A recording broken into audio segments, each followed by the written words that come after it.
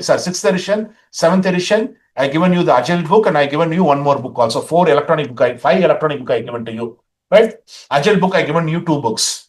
One is the latest workbook, new book. The other one is one old book and 2 body of knowledge. One is on 6th edition and 7th edition. Right? And given my train the trainer material also I given to you. So totally you can see in the WhatsApp 5 materials I given to you. 5 materials. So the first 3 chart, they'll send to you. Don't worry. This first 3 chapter is a common chapter for both the predictive methods and for the adaptive methods. So the assignment for you for the next 3-4 classes, you have to go through the first 3 chapter in the PMBOK 6th edition. So the assignment for everyone, the first 3 chapters you have to learn mandatory. There is no other options. The first 3 chapters, which is a basic level project management, you have to learn. Whenever you are able to get some time, 1 hour you have to spend. But once you are opening the book and going through the description which is given there, no wonder you will be getting a sleep. Very good sleep. So anyone is suffering from insomnia, it's a sleeping sickness.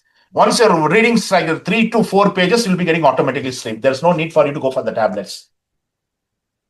Dry subject. But we have to crack it, right? We have to pass it. So there is no other way, do or die situation for everyone. So make sure the market is not very good. So be very cautious. I'm requesting you to go through the first 3 chapters. Why not the 7th edition? Why you're going to the outdated 6th edition? Because Corona was not allowing the PMI to release the 7th edition and 6th edition. It was keep on postponing the 6th edition and 7th edition. Every 4 years, once the PMI has to release the standard. This is a practice they are able to do from 1984 onwards. Every 4 years, the book will be going for revision and the revised copy will be released every 4 years once. But because of Corona, they are not able to release the 6th edition and 7th edition. Both the 6th and 7th edition, simultaneously, they got released. They released the 7th edition after 2 to 3 years after the Corona. After 6 months, the 7th edition got released. So many updations they are able to take into the 6th edition. 7th edition compared to the 7th edition, the 6th edition will be having enormous informations. And the 6th edition is not the feasible book for you to follow for the examinations. 6th edition will make you to just tackle and handle the predictive project lifecycle questions. The complete book is supporting the predictive methods. What is the edition? 6th edition. And the Agile workbook, which I given, the latest book which I given to you, that will be making you to go for the Agile concepts, adaptive concepts. So adaptive concept, you go with the current workbook. The predictive concept uses the 6th edition. So don't try to bring any book in between, please. And the first 3 chapters in the 6th edition is a common chapter for the Agile and for the predictive. I'm clear to everyone? Clear. So altogether, we got 10 knowledge area and we got 5 process group. In between this knowledge area and the process group, we are able to bring nearly 49 processes. One shot for 49. Once you're going to count from the top to down or from the left to right, the tally should be 49. So once you are able to count from the top to down, from the planning process group, top to down from the planning, from the process group wise, the initiation process group will be having 2 process. The planning process group will be having 24 process. The execution process group will be having 10 process. The monitoring and controlling will be having 12 process. And finally, we got 1 process for closing. So once you're able to count 2 plus 24 plus 12, 10 plus 12 plus 1, how much?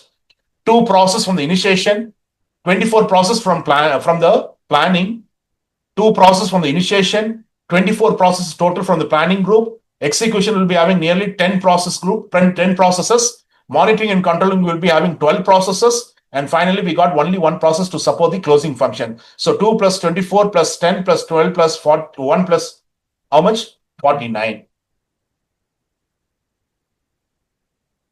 Clear? And once you're going to count from left to right, from the knowledge area wise.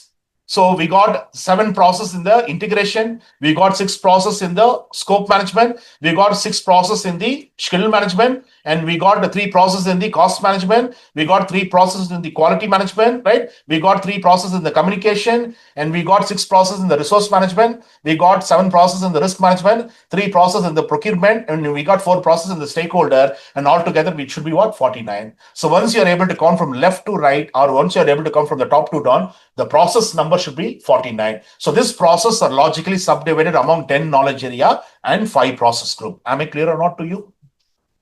Am I clear to you? So once you are able to have the knowledge on this particular page, where to fit the process, which knowledge area I need to bring in this process, which process group I need to fit this process, you become a master in understanding the project management in the predictive life cycle. Predictive. Okay.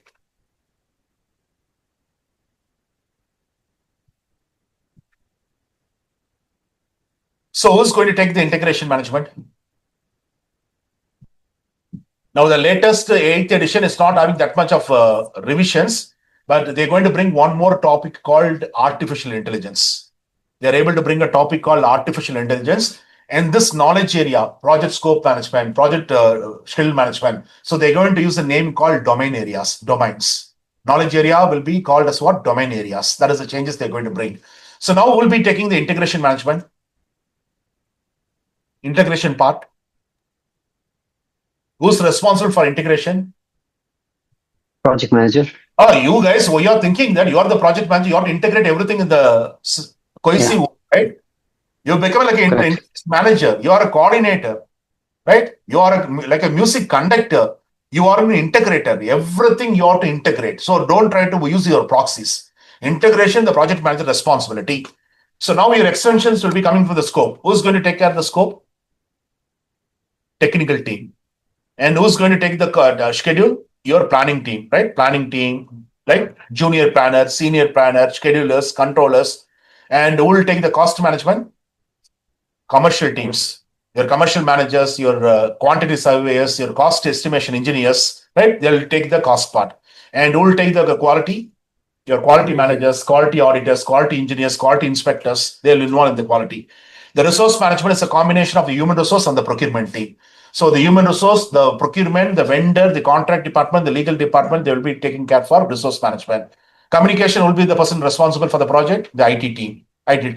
The risk team will be taking in charge for the risk management. And again, the procurement team, the vendor division will be taking for the procurement, for the acquisitions, right? Material, missions, everything. The customer relationship, they're going to take care of the stakeholder management or stakeholder engagements, right? So integration is your part.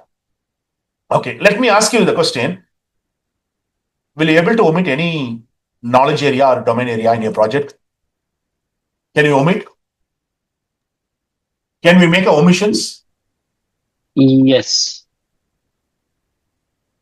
Okay. If what is a domain area you're going to omit? Can we omit the quality? Can you omit the resources? Without resources, we can't do the projects. And once we are not able to get the resources, the last resort is we have to close or we have to cancel the projects. Communications. 90% a typical project manager is going to spend the time on the communications. So communication, you can't play. And if you try to mess up your communication in the project, you try to mess up your own project. This 90% of the communication, 55% of the communication is coming from your body language.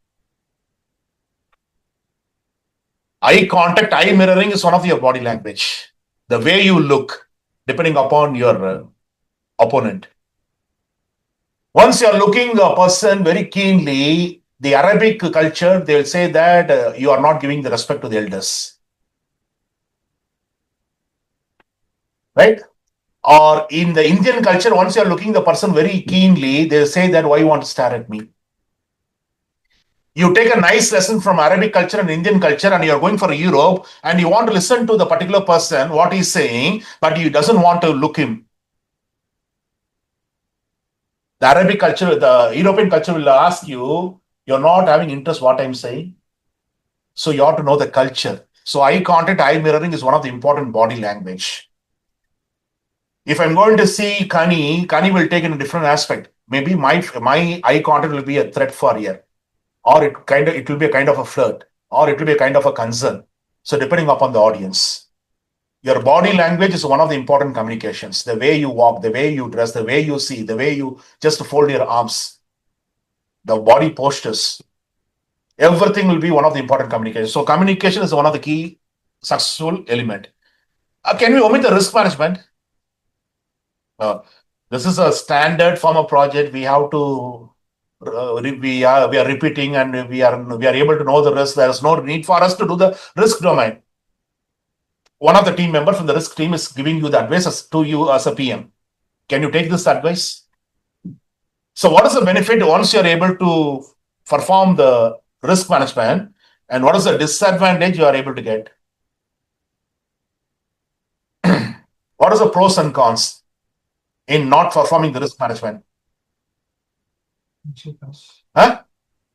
Avoid risks, actually. No, I'm asking you very clearly, sir. I'm asking you, sir, Shibin. I'm asking you, Shibin Amsa. I'm asking you, what is the benefit you are able to get from the risk management, and what is the disadvantage you are able to get once you're not performing the risk management?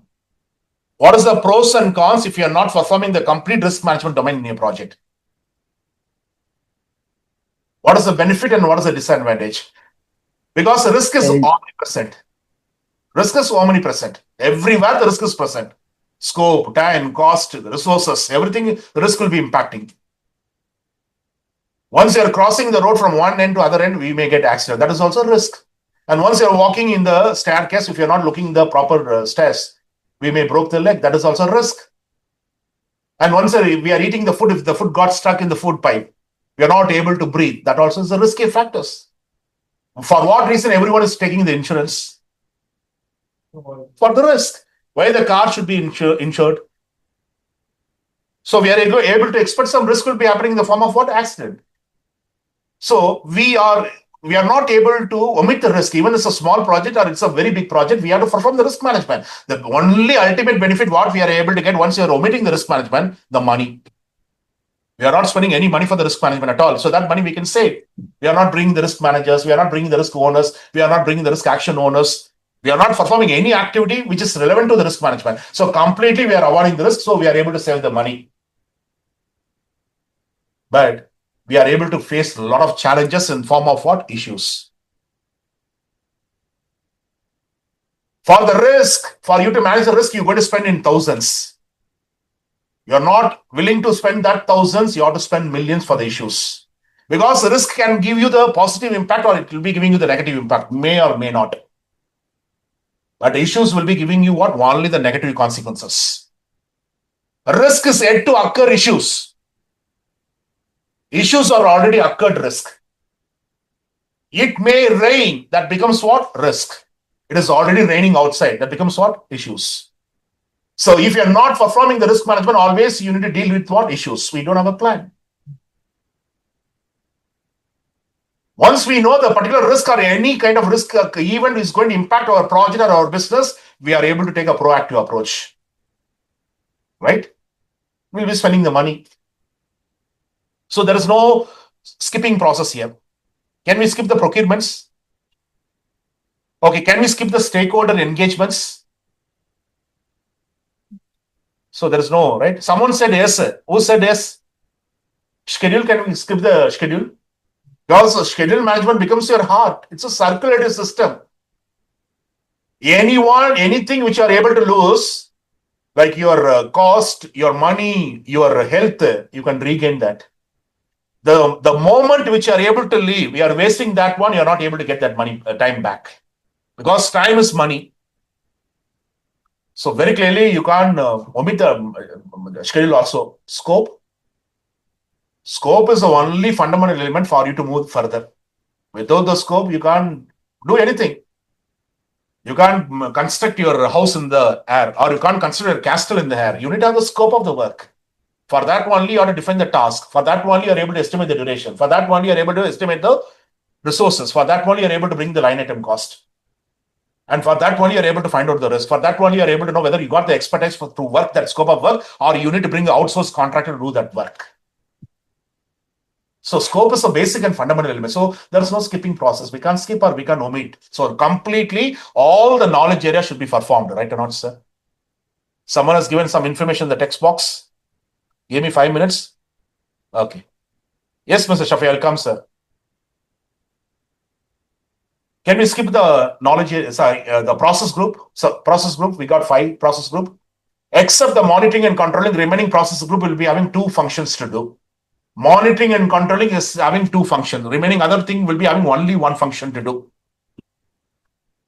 Monitoring and controlling is what? Monitoring. You need to monitor the progress of your project.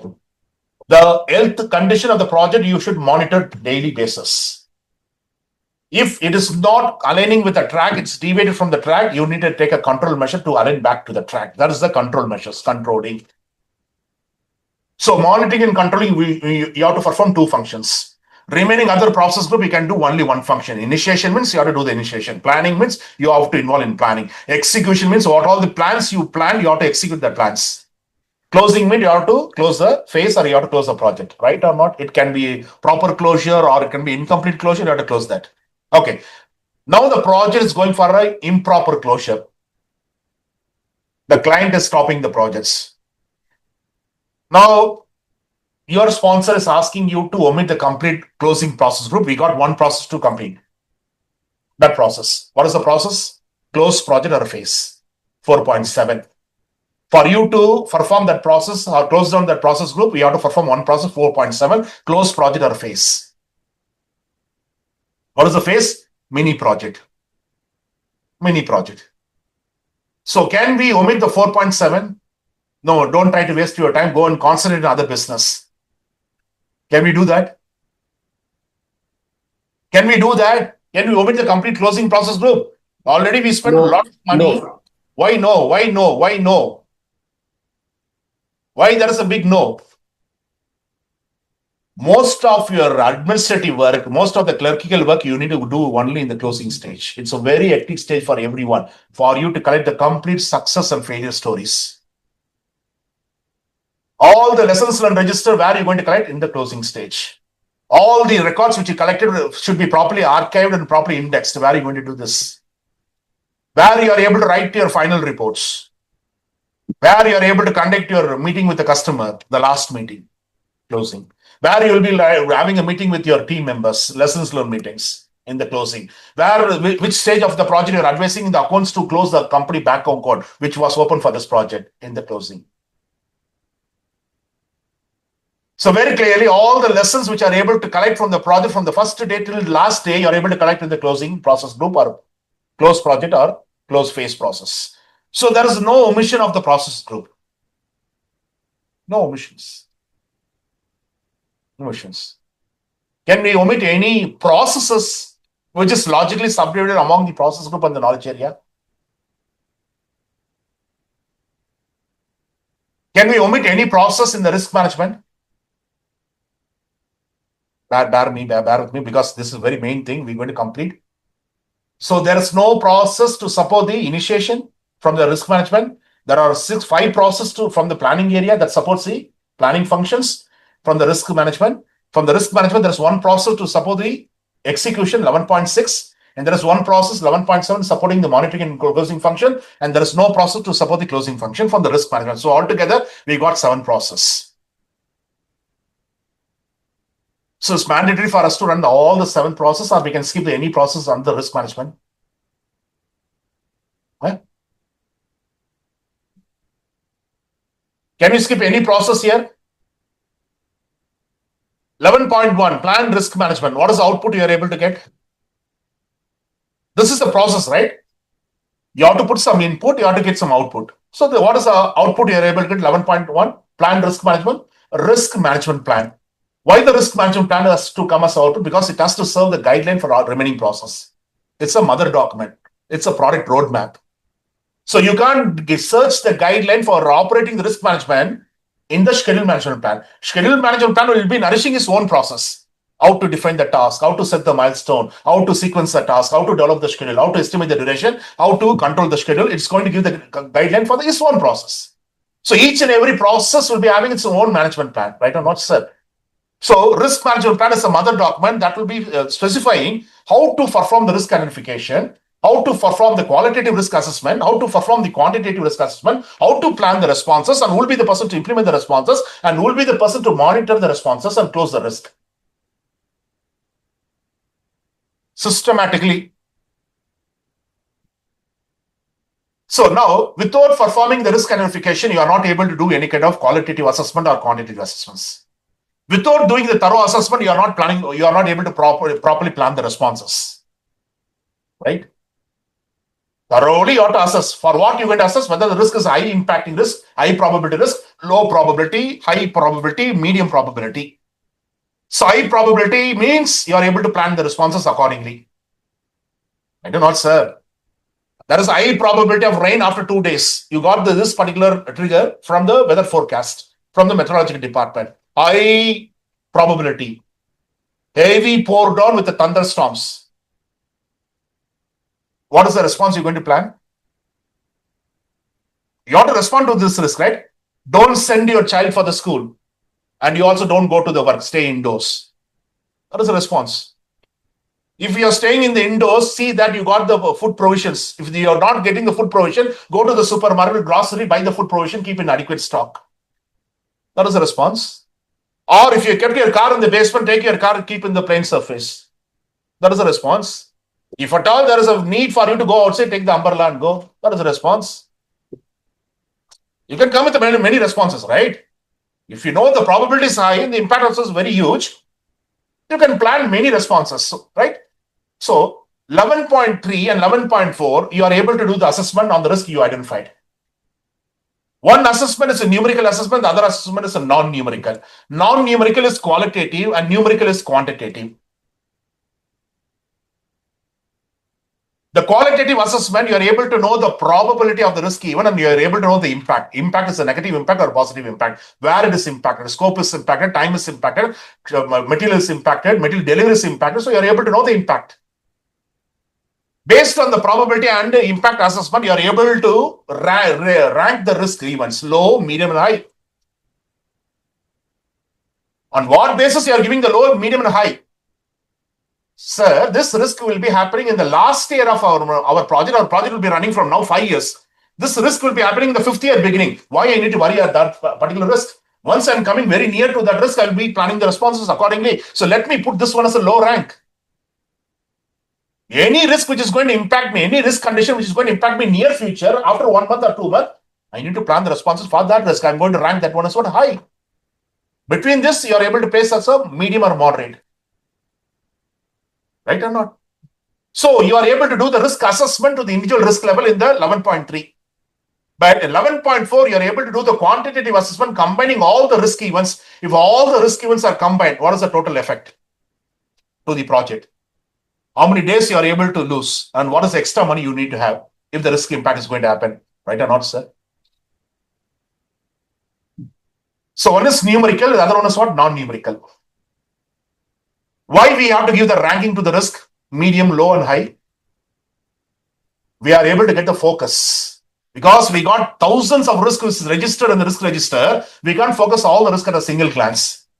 Which risk we have to focus now, which risk we have to focus in far future, we are able to get this focus, right or not? So ranking is a very better. How many people are running 11.4 in your project? How many people are running 11.4 in your project, please? Online and offline team. How many people are doing the quantitative assessments, quantifying your result, quantifying your risk, and bringing the numerical estimates?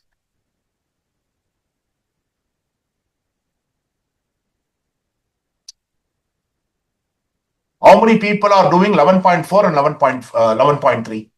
Both are assessments. One is numerical, other one is non-numerical. You can say your fever also in the numerical terms and non-numerical terms. Today my fever is very high. I gone to the doctor, he ran an injection that becomes moderate. He given me some tablets. I taken the tablets, the fever was low. I'm in the normal right now. So you're putting in the non-numerical terms. Yesterday my temperature was running more than 103 degree. I gone to the doctor, he ran an injection, I came down to 101. And today is 98, normal. So you're able to put in the numerical terms also, right or not, sir? So one is numerical assessment, other one is a non-numerical. So how many people are running the numerical assessment for the risk events? So, Bella, may I ask one question, please? Yes, sir. Yeah, for 11.3 and 11.4, this is usually for the protective project. It is coming in the It is coming for the design stage, right? Both for both the projects. No, but it's coming in the design stage, right? Not for the execution stage, mainly, right? Sir, very Yeah. For clearly. professionals inspired by this training and eager to pursue their own PMP certification journey, connect with Mr. Abdul Ghafoor, your trusted partner in professional growth, career advancement, and global certification success.